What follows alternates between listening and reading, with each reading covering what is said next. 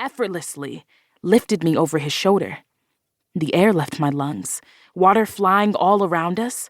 Over the sound of my high-pitched screech, I could hear Glory telling Landon to put her down. I think their plan was some sort of backward chicken fight. I grabbed Oliver's thick waist and held on for dear life until he put me down. I couldn't find my breath. Between the water running down my face and the odd laughter bubbling out of my lungs, he playfully pushed me out of the way, wrestling Landon into the deep end. The moment between us was over, and so was my late bloomer status. Boys had officially entered the chat. That night, after my 3-part skincare routine, I brushed my teeth, kissed the moms goodnight, exchanged the last few sisterly insults with Jocelyn and Trinity before they were due back to college in a couple days. I climbed into bed, and instead of watching my favorite chef on YouTube, all I could think about was Oliver. How strong he was. His tan skin, the tiny pimples on the small of his back, and the few hairs on his upper lip laying the foundation for what would hopefully be a full mustache one day. That moment in the pool changed everything. My eyes had been opened to how truly hot boys can be, and I'm a little embarrassed to say this crush on Oliver has occupied too much of my mind since. I only have one choice. I have to ask him to the dance. I walk a little faster and catch up with him just as he closes his locker door. He steps back a bit, his eyes flashing wide the second he sees me, and I know I've made my first mistake. I've come in a little too hot, but I can still fix it. Hey, Green, what's up?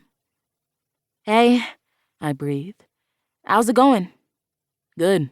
You coming to the game tonight? He asks. It's something so little, but he hikes his backpack over his broad shoulder, and all I can think about is that afternoon in my pool, how he's built enough to support all this, all of me. Oh, yeah, I'll be there. I gotta emotionally support Glory while she emotionally supports Landon. Cheer on Tatum while they cheer for you. Nice. He smiles, flashing his slightly crooked incisor, and I quickly wonder what we'll name our first child. You heading to lunch? Yeah. There was something I wanted to ask you first. Sure, what's up? Well, I was wondering if you wanted to be my date to homecoming, to the dance. Landon and Glory are going together, of course, so we could all be together. Stupid.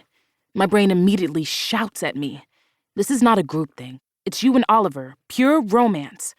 Not that it would be a double date thing. I mean, half the school will be there, so technically it's like a huge group date. But you and I would be there together.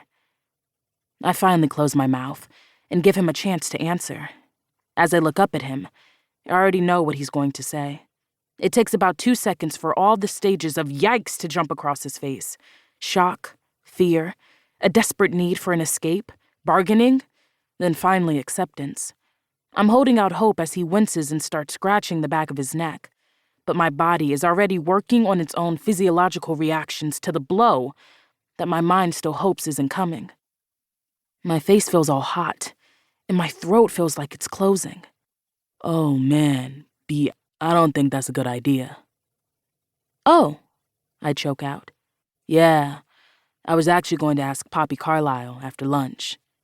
See, I can't blame him for that. Poppy Carlisle just transferred to our school last month, and beyond still having that new car smell, she's like dumb hot. I mean, I'm cute, but if I weren't painfully straight, I would also have the hots for Poppy Carlisle.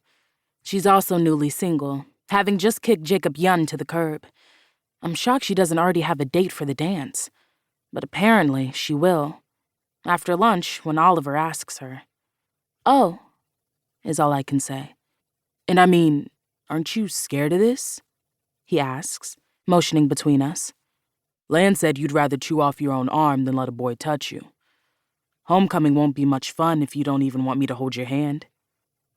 And there it is, right there. My past just came back to beat my ass right in the middle of the hallway. So, yeah, fine. Part of my being a late bloomer involved somewhat of a revulsion when it came to boys. But more importantly, the concept of doing it with a boy. But that wasn't because I was scared, exactly.